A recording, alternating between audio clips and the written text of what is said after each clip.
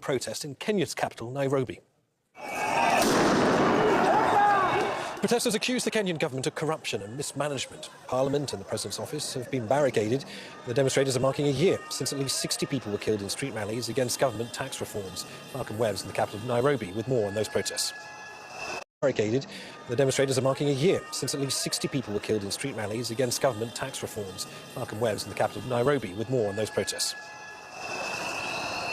There have been many thousands of protesters, not just in Nairobi but across the country, and they've been met with a lot of violence by the police. Now, the local press have reported that about a dozen were already being treated for gunshot wounds before they reported that 2 had been killed. But I'm going to stand aside so we can zoom in a bit and take a look down the street. This is one of the main highways leading into Nairobi's city centre, where for the last couple of hours there's been an exchange between police firing tear gas and protesters, many of them young people chanting "We are peaceful," but in other parts of the city we've heard reports of looting of shops and violence. This comes in a context where it's become very common to see gangs of men wielding clubs appearing at protests, sometimes appearing to work with the police. In other cities in Kenya today, they've been outnumbered and chased off the streets, these men with clubs, who the authorities deny that they're the ones sending them, but that's what in Kenya today. They've been outnumbered and chased off the streets, these men with clubs, who the authorities deny that they're the ones sending them, but that's what's widely believed